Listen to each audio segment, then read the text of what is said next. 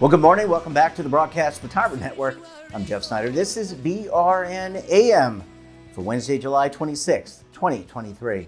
And our top story today, have we reached a tipping point? And joining me now to discuss this and a lot more, Ted Rossman is with Bankrate. Ted, always great to see you. Thanks so much for joining us on the program this morning. No problem. Thanks for having me. All right, Ted, tipping. And I'm not talking like tipping over, although we just did a show on that, not falling. But tipping, there are really some intergenerational differences now in terms of who tips, how you tip, and asking for a tip and how much to tip. Oh, yeah, big differences for sure. Older adults are definitely better tippers, at least in terms of the frequency of tipping. Something like a sit-down restaurant really stands out, where more than 8 in 10 boomers are always tipping. Only about 35% of Gen Zers always tip, which I think is really staggeringly low. The frequency of tipping is sometimes different from the amount that people give. We actually see that young adults and men also tend to be kind of boom or bust tippers, that they're less likely to tip, but when they do, they sometimes leave larger amounts. But yeah, there's a lot of interesting stuff going on in the tipping world. So let's talk about, generally speaking, I have always given 20% when I go to a sit-down restaurant, and that's just baseline. So it's 20% of the bill before taxes, or after taxes, whatever. Is that still considered the norm? I know you said that across some generations, it's staggeringly low, but what's the norm? What is the accepted norm for tipping? I think 20% should be the norm, but what we see is that a lot of people, especially young adults, are often not tipping at all. And I think there's been this kind of tip backlash. There's a lot of tip creep going on where we're asked to tip at coffee shops and food trucks. And I mean, gosh, I've been asked to tip at a self-checkout machine at Newark Airport. My family and I went strawberry picking this summer. Pick your own strawberries, and the farm asked us for a tip. So, there's a lot of tip creep that I think is leading to some resentment and is leading people to tip less, even where they should be tipping, like a sit-down restaurant or hair salon or for food delivery or something like that. We've seen a noticeable drop in recent years. I think high inflation and waning pandemic effects are part of this too. Remember, at the height of the pandemic, everybody wanted to be a better tipper. That enthusiasm is long gone at this point. Yeah, you mentioned inflation, but do you think some of it's like cultural? Like, for example, I'm a little bit older. I'm a Gen Xer, but I was always told, in the service industry, generally these people typically earn like a lower wage. They make money off of tips, and not that I try to be sympathetic, but I want good service. But how much of this is cultural? So it's not necessarily inflation related, but it's like, hey, maybe people weren't taught how to tip. Yeah, I think that is part of it. I think Gen Zers and millennials, especially younger millennials, may have a different take on this, which is sometimes more of a social justice take, as in, it's not fair that businesses are paying their staff less, but why should we have to make up the difference? That's something that we hear a lot from young adults. I think, unfortunately, though, it's really just hurting the worker. It's not hurting the business, because businesses are looking to push more of the cost on the customer, to be honest. I mean, that is why we see more of these tipping prompts. The federal tipped minimum wage is just $2.13 an hour. So you may not think that tipping is fair, and there are some things about it that can be unfair. I mean, sadly, at times it can be racist or sexist, or, tipping is not a perfect system, but if you're not tipping, you're really taking money away from that individual worker, which I think is unfortunate.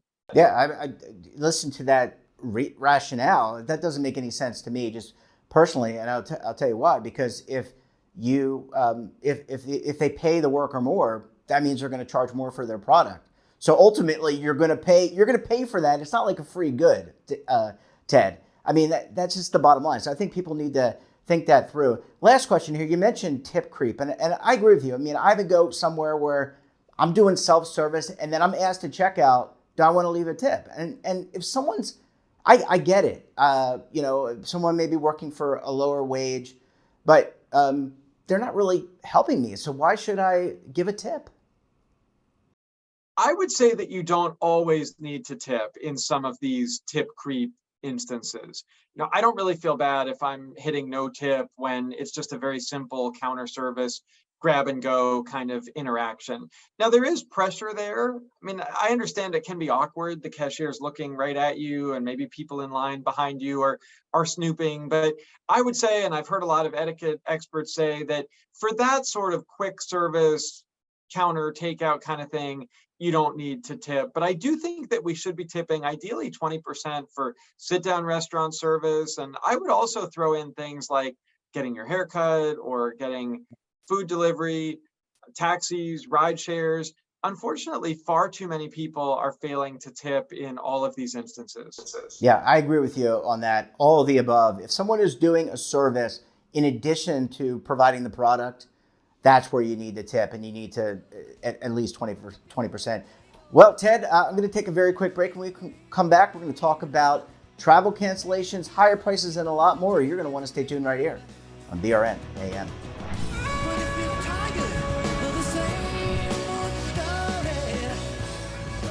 Imagine a new television network that will make you richer, healthier, and in control of your financial future.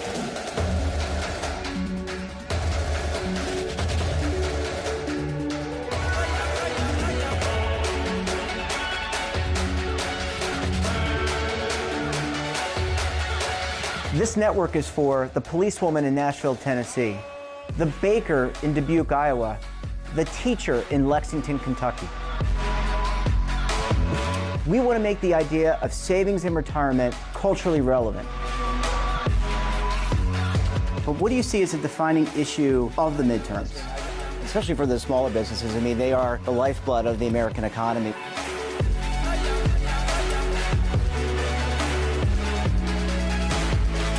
Featuring exclusive interviews, current affairs, and docuseries. 33 years old, you retired early. The philosophy is money only matters if it helps you live a life that you love. But you got to start thinking about retirement as soon as you get in. The Broadcast Retirement Network will drive very high engagement with premium partnerships. So this isn't retirement and savings for your parents or grandparents. This is for all Americans. And we're going to change the way you think about money.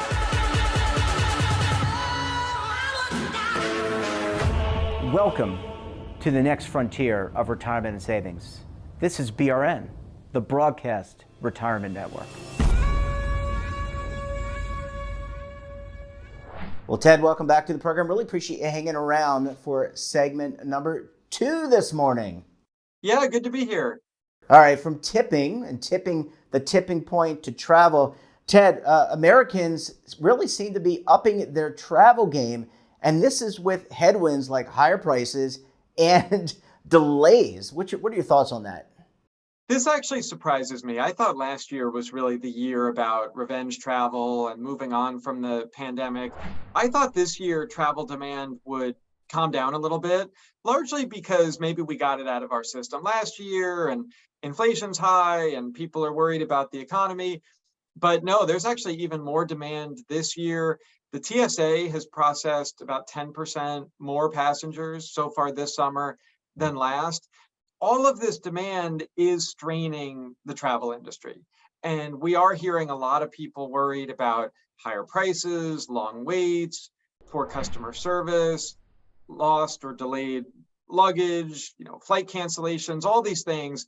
All told, about 8 in 10 travelers are experiencing some kind of problem. And here I remember a story recently within the last 2 weeks of a young man traveling. He had booked a flight with a stopover. I think it was it had 2 legs to it. And he didn't book, or he actually, I guess, gave the appearance that he wasn't going to take the second leg, and they canceled his flight. So there are travel hacks out there that people have, I guess, found, and now the airlines are saying it violates their terms of service. Yeah, that concept you're talking about, it's called skip lagging. It's basically you book a connecting flight and then you have no intention of taking the connection. Like let's say you're going from New York to Denver, let's say, and you book a flight from New York to Denver to San Francisco. There's sometimes a hack where the connection is cheaper. Like it's cheaper to act like you're connecting and then get off the plane as opposed to just booking that one way from New York to Denver. So the airlines hate it because they really like this hub and spoke connection model, and they can actually sanction you. I mean, in an extreme case, they could ban you from the airline, but maybe more likely there's a slap on the wrist or they don't give you the miles that you could have earned. But yeah, sometimes people get in trouble with the airlines for this tactic. It's kind of a sneaky little thing. Yeah, that's something I never heard of. I would never have thought to do that. Ted, let's talk about paying for the trip. And you mentioned higher prices. There's some cancellations, yet people still want to get away. So we have higher fuel costs included in that. How are people paying for it? Are they running up more debt, or are they finding other ways to pay for their travel? We are seeing evidence that people are prioritizing spending on experiences like travel and dining and concerts and sporting events, and cutting back a little bit on physical goods. Sales of furniture and electronics and home improvements and all these physical goods tend to be tailing off a little bit.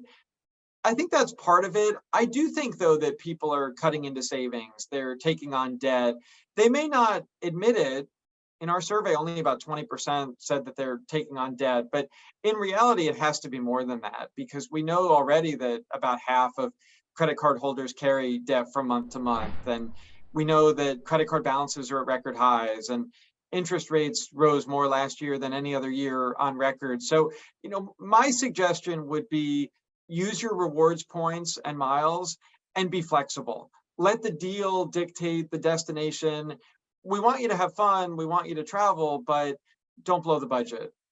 Yeah, really important. And I just want to talk one last question about debt. You and I have talked about this continuously. That debt number, personal debt number, continues to creep up, and that's even excluding student loans, which is a whole nother issue we can get into maybe next time. But that really concerns me, because having that debt on your books, and if it's where you're earning a high interest rate, that only perpetuates, and it really prevents you from being financially independent longer. Completely, yeah. There's a cumulative effect to all this. The fact that credit card rates are up 5 percentage points over the past year and a quarter. Inflation's been high for a while now. This stuff kind of builds on itself. And remember, for a while, people talked about this $2 trillion in excess savings. I mean, unfortunately, that's long gone at this point for most households. Yeah, really unfortunate. But hey, you're communicating, talking about these important things. We're doing it here at BRN. We just got to keep nailing it home. Ted, we're going to have to leave it there. Always great to chat with you. Great stories today, and we look forward to having you back on the program again very soon. I'll look forward to it. Thank you. That wraps up this episode of BRN AM. Have a topic of interest, someone you think we should talk to, drop us a line. And don't forget, for all the latest curated news and lifestyle, wellness, finance, tech, so much more, all in one place and done by a human being, check out today's edition of our daily newsletter, The Morning Pulse. Want to search our archives, check out our latest content, visit our website, and of course, all of our streaming partners. We're back again tomorrow for another edition of BRN AM. We'll have a very special guest. Until then, I'm Jeff Snyder. Stay safe, keep on saving, and don't forget, roll with the changes.